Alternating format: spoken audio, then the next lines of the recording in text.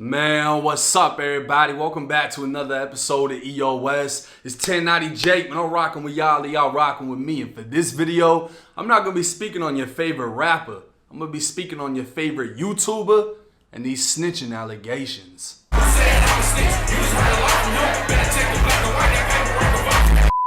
With my name becoming synonymous with exposing rappers, many have forgotten how I started my YouTube channel. Back in 2019, a single interview would redirect my path in life, pushing me into unfamiliar territory. I'd share my life story, staring into the dark hole of a camera lens, unknowingly about to be heard by millions and millions of people. I sat off camera digging into memories I thought were long forgotten, only to relive them on video. And it wasn't just the amount of people interested that surprised me, it's the amount of people that doubted me. My storytelling wasn't enough, so I started interviewing those I lived through these life experiences with. Ones I considered my brothers who not only had my back as I had theirs, but struggled with me to an extent many can't imagine unless they've lived it. But even then, even with the people who were there, people I'd never met that most likely never lived the type of life we lived, still doubted me. So 4 years ago, I thought the only way I could further prove myself was through the paperwork. I'd emailed the Florida Department of Corrections requesting my disciplinary reports because people went as far as saying it wasn't possible I did so much time in confinement. Even though I was closed custody when I was released, the highest custody level you can have in general population. I'd show my DRs individually and even give the backstory on them. I'd make a video on when I was released from prison, how I almost went back for pointing a chrome handgun at someone and saying I'm gonna blow a hole in you. Police never recovered a handgun, but the witness statement was enough for me to be charged and later convicted of armed assault with a firearm. But yet again, random viewers would turn into random channels who claimed I was lying as they twisted their own narrative on my life story. Over the years, I covered criminal cases, learning to request the paperwork for the most accurate representation of what took place. This would be the start of those who hated my success, trying to tear my platform down, as I was accused of being police by speaking on open cases. Some would even go further, saying I'm solving open cases and highlighting things the police don't even know. But I'd argue back. My videos weren't based off the rumors and speculation in the comment sections or on Reddit. My videos were based off the paperwork in the case that was written by the police, meaning nothing I say isn't already known, as they were the ones who fucking wrote it. What's funny is, the first person to try and sway the crowd into believing this was none other than Brandon, the fake Hoover Crip who went by the name Pino, short for Pompano, a city he's never been from. Brandon will forever hold the title as the first person whose paperwork I exposed, and I think he also holds the record for the most people ratted on after I ended up with his interrogation where he told on about a dozen people. But the first real snitching allegation I'd face would be the dumbest of all. A now deleted YouTube channel called No Jump Shots TV would be a no jumper parody. They'd put together fake news, clickbaits, and hope for the best. But the video they made on me would be one of their most viewed, and unfortunately because it was deleted, I can't show you the video. But luckily, I have so many haters, Darius here went as far as reacting to it to share the fake news. The video would say I snitched on the smoke shop I used to work at, and it would use edited news clips from an actual smoke shop sting. The Power Director watermark on the corner was enough for most to know the video was fake, but it wasn't about people looking for the truth because they wanted it to be real. I was on the news back in 2017 because I used to legally grow, and like everything else, I made a video on it. But No Jump Shots TV would say I snitched on the smoke shop I later worked at before starting my YouTube channel. They'd edit the news clips from my own video and even edit in the article of the raid with my name in it. The only problem was I worked at the Boston Smoke Shop on Dorchester Street, and the one that was raided was King Smoke Shop. Darius can be seen holding the corner of the article up for the camera, to which you can see the name Tanvir Shah and my name. But if you look hard enough, you can see the background is yellow, while the names seem to be edited in with a whiter background. Easily Googling the actual article would show Tanvir Shah and Saqib Imran were the two men arrested, but that wouldn't stop people from saying that I snitched on the smoke shop. It didn't matter if it was true because they wanted it to be, and it wasn't about snitching because Darius could be found in Brandon's comment section claiming to a fake Crip snitch that he was the big ape behind the wall or the big homie of Gorilla Stone Blood. You know, the gang made famous by Casanova 2 times. But for some reason, it just seems different with Darius.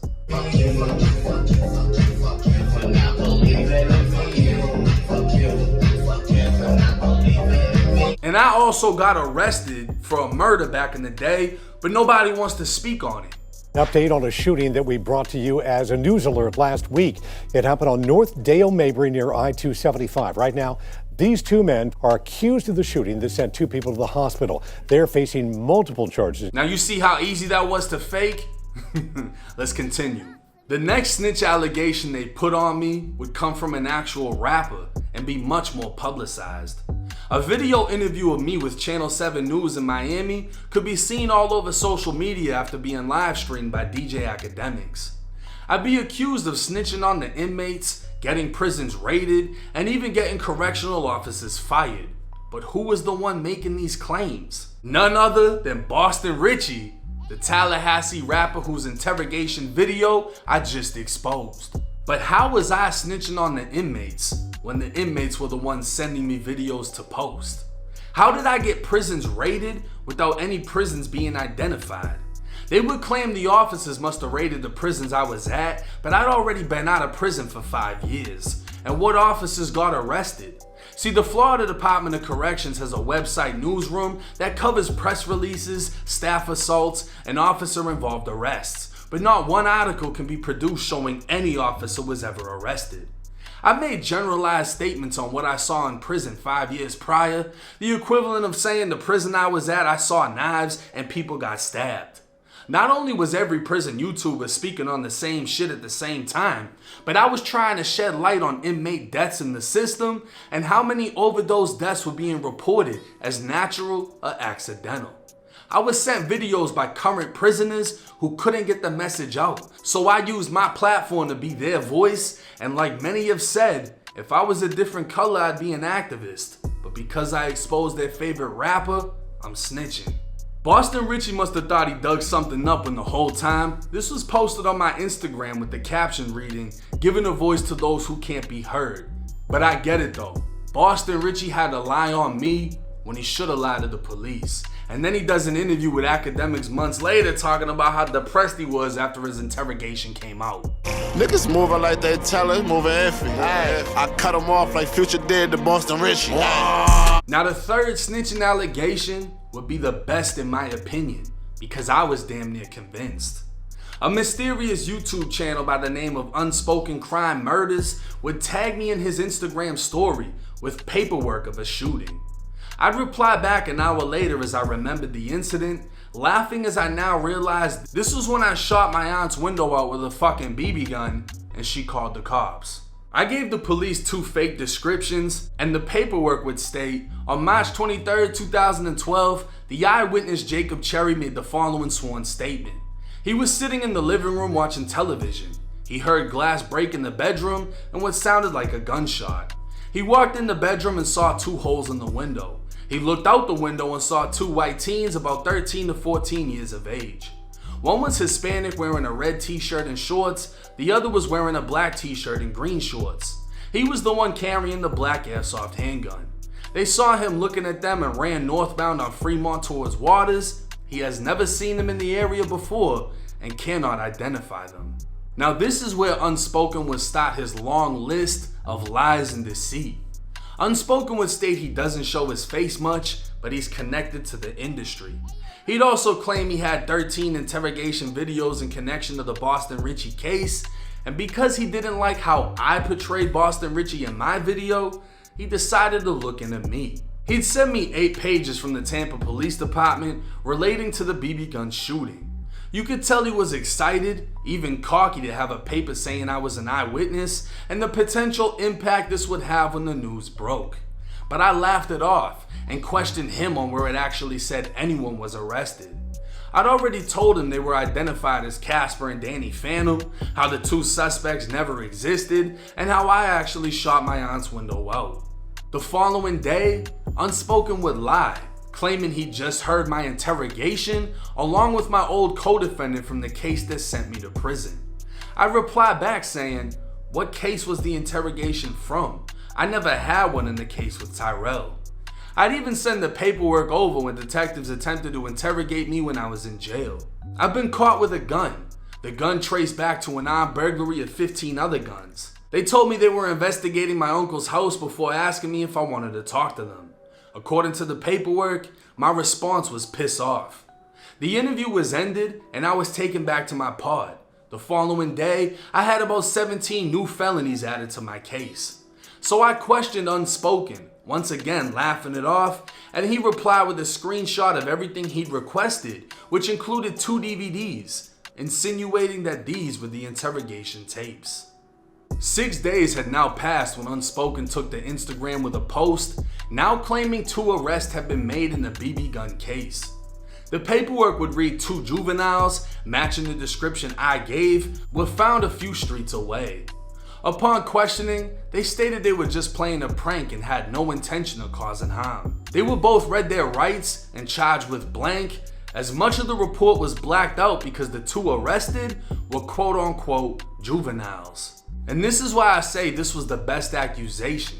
I had completely forgot any of this shit had happened until it was brought up. And I really questioned myself on if 2 random people had been picked up by a false statement that I made. It was far-fetched, unlikely, but a possibility. So I made the next best move. My aunt was the victim in the BB gun shooting, as it was her house. So I had her request every bit of fucking paperwork involved in the case. She received 8 pages, clear copies, and while my sworn statement or sworn lie to the police was real, she was missing the paperwork saying anyone was arrested. While the 8 pages was sent to my aunt by email, Unspoken for whatever reason would claim he had the paperwork mailed in paper, then scanned the paper through a printer and turned it into a PDF file, which is why the paperwork he released looks botched and edited. Not only that, but the paper saying 2 were arrested had a few interesting flaws. First off, it was page 6 of 18. The actual report sent to my aunt by the police was only 8 pages long. The date would switch and the officer's badge number would also be written wrong. The Tampa police would confirm to my aunt that there was never a follow-up report written and no paper exists saying anyone was ever arrested relating to the case. Unspoken would never release the 18 alleged pages nobody else could access and would claim he's just too good and that's why no one else could get it. So I said fuck it. I posted a picture of the fake paperwork to my YouTube channel and put TPD's phone number along with the incident number so anyone could request the mysterious pages saying 2 were arrested. This would lead to a YouTuber named Zebby to call the police, recording himself in the process. But I'm looking for, so I was shown that there was, after this report, that the 2 individuals that were identified in this report were later. Is this a report from 2012 for the house, for the shooting of the house? Yes. Okay, we have no other report. We've had multiple people asking for this report. We Okay. have no other report.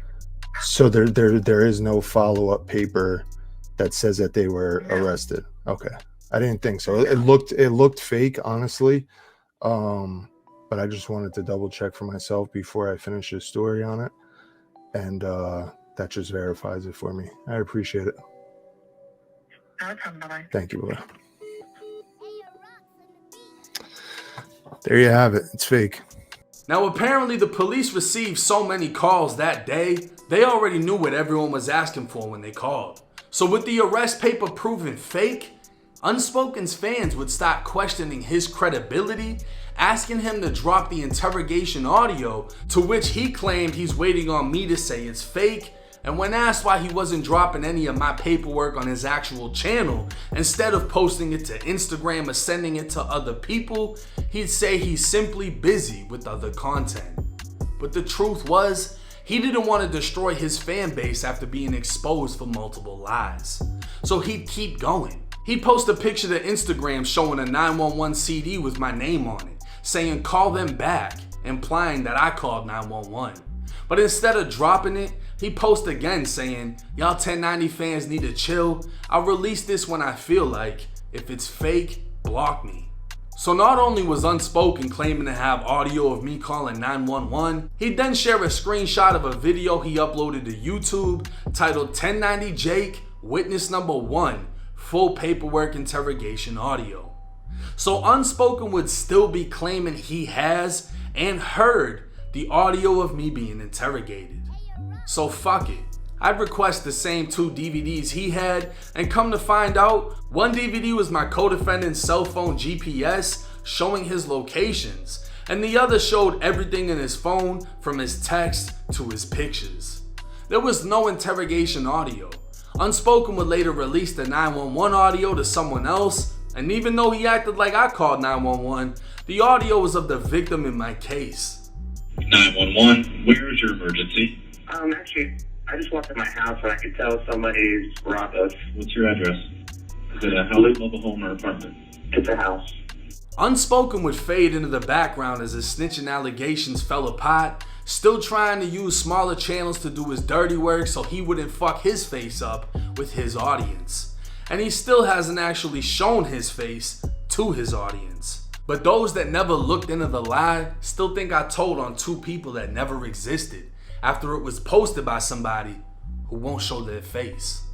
Months would go by before an old name I'd forgotten was brought back up in my comments. The next day, a prison grievance would make its way to social media with everyone claiming I'd snitched on Jimmy Horey. Now me and Jimmy were both at a notorious JIT camp, Lancaster Correctional Institution. He was Haitian and naturally sided with the Zoes on the compound, while I was Blood and both gangs were currently at war. Like I've said throughout this video, this is my life story, and I broke down this whole situation 4 years ago when I broke down my disciplinary reports. Now this DI, I was in B-Dorm B1. The funny thing about this whole DI is it didn't happen. Not how it's written. So this was when one of my brothers fired up a Zoe and took a chunk out of the back of his head. And in this case, this kid ran up and hit me with a brick. This kid did it in front of the CO's booth. My bunk was next to the water fountain in B1. So I'm right in front of the CO's. So it was like a gangster check-in move, you know what I mean? This was the Zoe that crashed me in front of the officer booth so he could get off the compound. This same Zoe that swung a brick in a sock before walking up to the glass, staring at the COs and waiting for them to come in and grab him. The COs would come in, grabbing him, checking me, and then checking every other inmate when they found a Zoe named Mark Cherry with a hole in his head. See, Mark got fired up by one of my bros first, but the COs didn't see it. And that's what made Jimmy scary ass crash me when the COs were looking, because he thought he was next. The COs would also grab Jerry Lewis, who didn't do anything, and the COs would accuse him of putting that hole in the other Zoe's head. So 4 of us went to confinement, all because Jimmy crashed out. But as the old saying goes, history is written by the victors, or in this case, the one with the mic. A failed rapper named Byron Blake would post a picture of a grievance on his channel, thinking the attention it would get would resuscitate his career. But honestly, his career's been dead since he made fun of Hitman Holler for getting jumped, then got his ass flipped on camera by Hitman Holler. He'd say I snitched by naming Jimmy in the grievance, and he'd go as far as interviewing Jimmy as he coerced him into answering his questions exactly how he wanted him to. But something told me something was off, so I requested everything. According to the disciplinary report worksheet, on January 16, 2014, I was charged with aggravated battery on an inmate and possession of a weapon. At 6 a.m., the officer would state he observed me and Jimmy in front of the water fountain fighting. He claimed I had a rock in my hand and Jimmy had a sock with a lock tied to it, and we were striking each other. The officer would state he ordered us to stop and get on the floor, to which we complied before being restrained and escorted out of the dorm. He would also say I had a 1.5 centimeter laceration to my head, only listing me as injured. 4 days later, while in confinement, we'd be asked if we wanted to make a witness statement to both disciplinary reports. To my weapons charge, I wrote I never had a weapon. I was assaulted with a rock and a sock, which exploded off my head into 2 pieces, which the CO's seen. I had bits of rocks and pebbles all over my property. Now pay attention. I was taken to medical with a cut to my head. The CO saw what happened, and I never named anyone in the statement. I just stated I never had a weapon because I was trying to beat a weapon DR. But in Jimmy's witness statement, all he would say was, I don't know what he had. Neither confirming or denying that he had a weapon, but leaving room for the COs to charge me. Now I made a statement in my aggravated battery charge saying in the morning at 6 a.m. I was sitting on my bunk in count position when I was hit twice on my head with a rock and a sock. I balled up and waited for the officers to come in. I even listed someone whose first and last name I knew from Tampa as a witness, as he could also state I never did anything. But pay attention, at no time did I ever mention the name of who assaulted me. The witness I named would write a statement saying inmate Cherry was sitting on his bunk and somebody just walked up and hit him with a rock in the head. Now I was in confinement when the witness wrote this on my behalf, so I couldn't have told him what to say. He just said what he saw. I thought what he said and what I said would be enough for me to beat my disciplinary reports and I'd be released from confinement back onto the compound. But I never saw the statement that Jimmy wrote against me. Jimmy would write, me and Cherry got to in physical fist fight. So not only would Jimmy implicate himself, he'd implicate me, saying I was fighting him, and he'd name me in his witness statement. But see, this wasn't shown to social media for a reason, and I'm gonna break that down.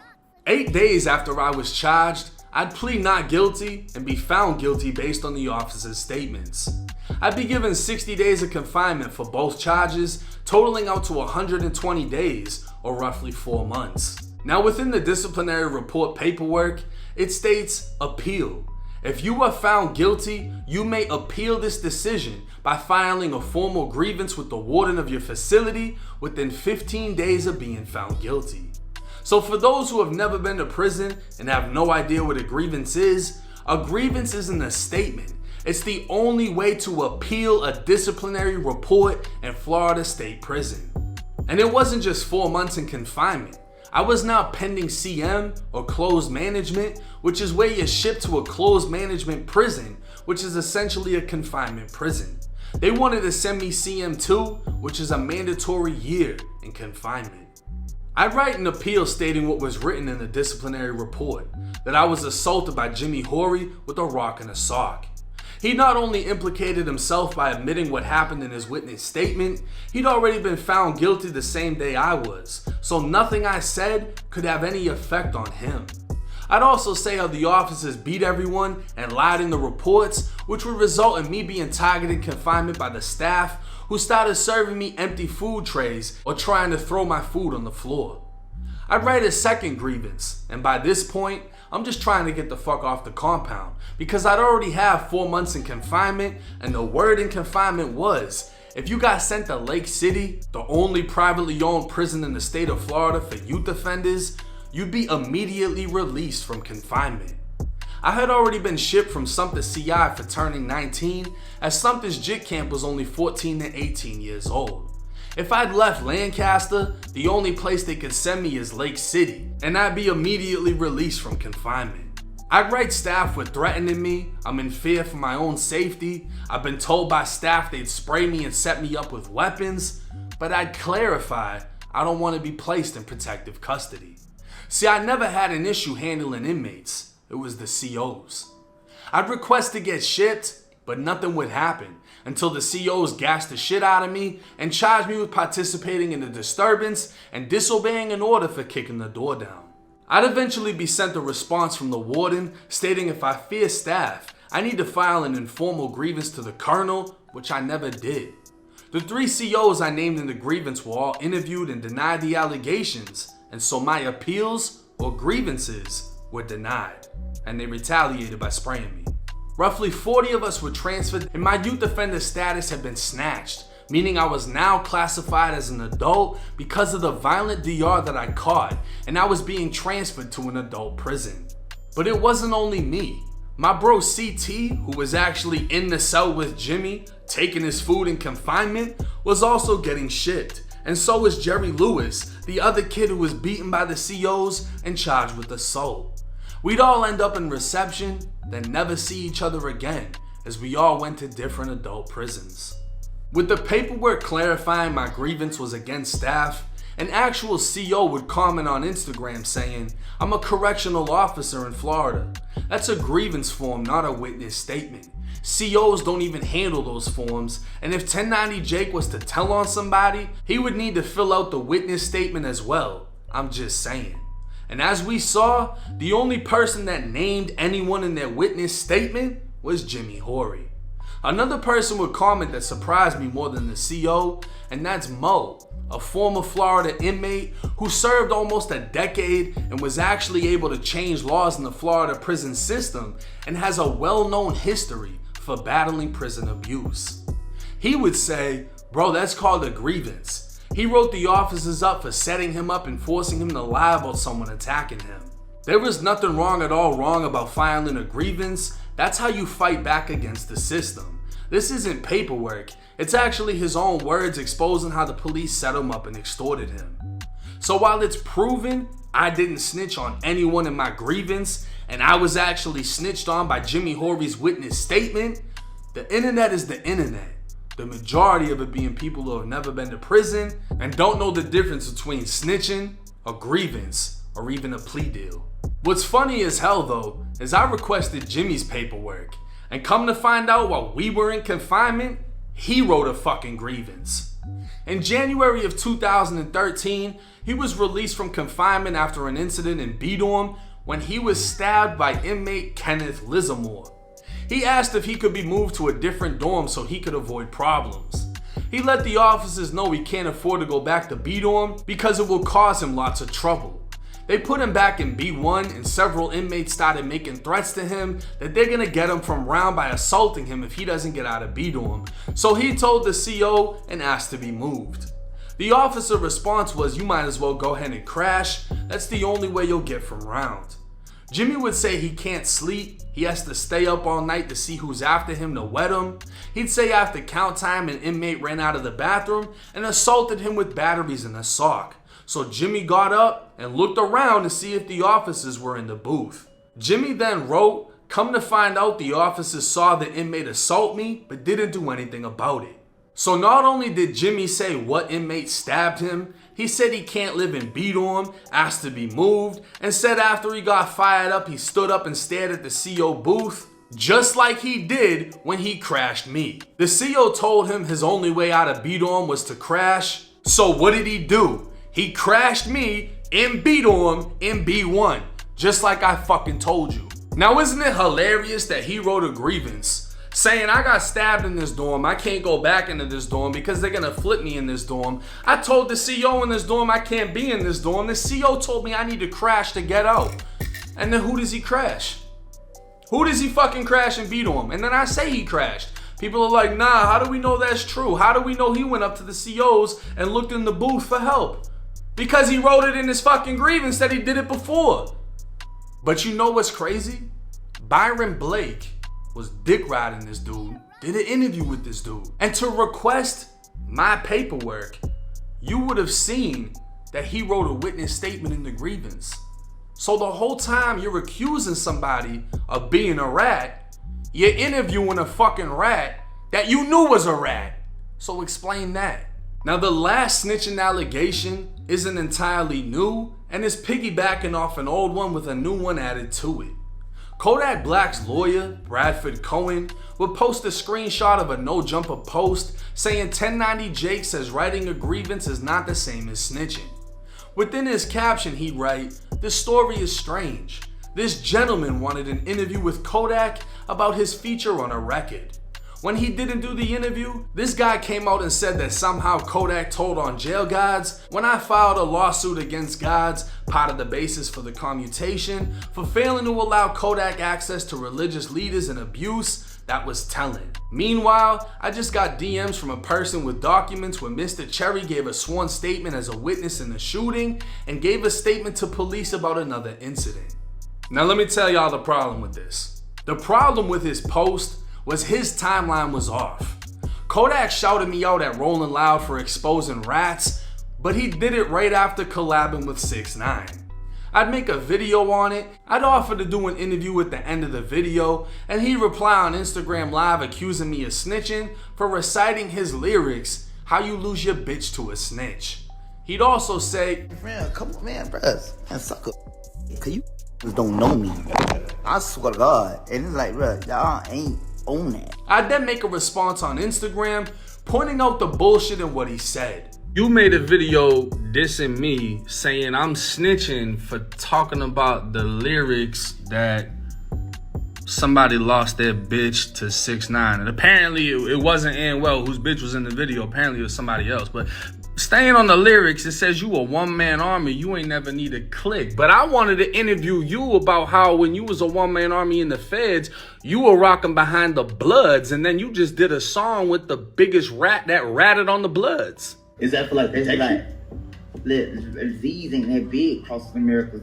Now, I didn't even say nothing about this dude saying that you was in protective custody in the feds and you never even hit the yard in Big Sandy. I didn't even talk about that. But there's a lot of people that were hitting me up after the video I did on you saying they was there at that time and you never touched that yard. And you saying that breaking down who the one is that lost his girl to a snitch is snitching, even though there ain't no crime involved. Is this snitching? Writing a lawsuit the second you get to a prison saying that you getting beat by the COs because you don't want to be at that prison and you was allegedly on PC at this is that snitching? Is it snitching when you name drop the COs that are supposedly killing you slowly, doing all type of shit towards you? Is that snitching? Because I mean, I don't know, maybe that ain't snitching. I know this ain't snitching, but one of these two things can actually result in somebody getting arrested, investigated, fucked up, right? Now, do I think Kodak snitched? No. So I'm pointing out the contradiction in what Kodak is saying, and someone in the comment section actually caught on to what the fuck I was saying. I meme on your face would say, y'all missing the point. He's not even saying Kodak snitched on COs. He's just pointing out how ridiculous it is Kodak saying he's a snitch for breaking down the lyrics. Someone else would say, damn, a blank exposing the justice system is a snitch now? And I reply back saying, I've been exposing the system for a minute, and because I'm white, they try to say it's snitching. But back to the lawyer. Mr. Cohen would state I gave a sworn statement as a witness in the shooting, following up with the comments saying someone DM'd him snippets of paperwork trying to sell it to him. But if you only had snippets, why would you say anything at all, since you don't even know I'm the one that shot my aunt's window out with the BB gun? But obviously you're trying to make me look a certain type of way because your fucking client looked a certain type of way. He'd say in another comment, this isn't a fake name, this is a full description of two people in a sworn statement. He could have just refused to cooperate. And he's right.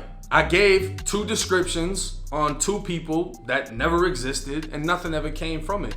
And he's 100% right, I could have just refused to cooperate.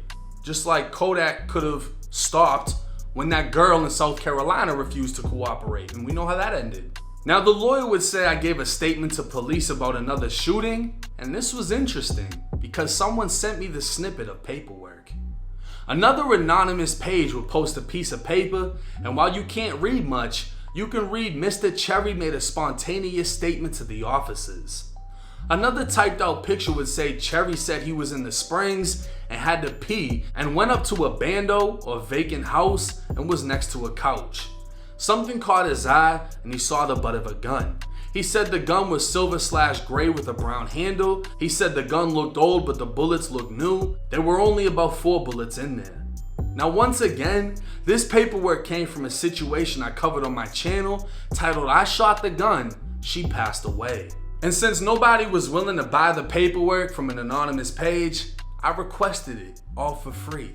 April 20th, 2012, when he passes it to me, I move him out of the way. I went to busting that shit. Boom, boom, boom, boom, boom. So, you know, this shit's going off. This shit's loud as fuck. Everybody starts running. I mean, there's cars going by and everything. The main officer that was there, he's talking to Alex's mom. He's like, listen, is this Section 8? She's like, yeah. And, you know, he tells her, if we get a search warrant and we find that gun inside of there, you can be taken off of Section 8. This is going to affect your whole family. I caused this whole situation. You know what I'm saying? Like, that's my gun. I shot it. So I gotta take responsibility. On April 20th, 2012, 5 officers were dispatched to 12th and Yukon in response to shots fired by 2 white juvenile males. A witness told officers they ran into 1101 Yukon Street, and officers would arrive at the home making contact with 2 white males and 1 Hispanic. They all identified themselves. The parent of Alex allowed officers to search his room for the gun, but they didn't find it. The 1 juvenile, 1090 Jake, would make a spontaneous statement that the gun was in the closet under the green shirt. Officers recovered the weapon and ran the serial number, which came back stolen out of a burglary 2 days ago. All 3 juveniles were detained and transported to the district to be interviewed. Alex's mom and Brad's mom would give permission for their juveniles to be interviewed. Brad stated he is in 11th grade and making A's and C's. He was read his Miranda and signed the form agreeing to be interviewed, and Brad said Jake told him the day before that he had a gun, but didn't see it until they got over to Alex's house. Brad said Jake said he found it at an abandoned house in Sulphur Springs. He said Jake started flashing the gun around, and Jake and Alex walked off with some other people while Brad stayed on the porch. A few minutes later, they came running back and said they shot off the gun. They all ran in the house. Alex stated he was in 11th grade and making D's and F's. Alex stated after school they went back to his house. He said he wasn't involved in stealing the gun. He and Jake went to the store and Jake showed him the gun. He said today was the first time he saw the gun. He said he held it but didn't fire it, and Jake told him he found it in the Sulphur Springs area. Officers attempted to contact 1090 Jake's aunt but couldn't. 1090 Jake stated he is in the 11th grade and making straight F's. He said he was in the Springs and had to pee and went up to a bando next to a couch. Something caught his eye and he saw the butt of a gun. He said the gun was silver and gray with a brown handle. He said the gun looked old but the bullets looked new. There were only about 4 bullets in there. He denied talking to Brad the previous day about the gun. He also denied breaking into a house and didn't show the gun was stolen. He said that he did shoot the gun to see if it worked. Now, I told this whole story on how I shot the gun, and I admitted I shot it and that it was mine because the cops were threatening to get a search warrant to search Alex's whole house, not knowing his mom had pills and a weed plant in her room.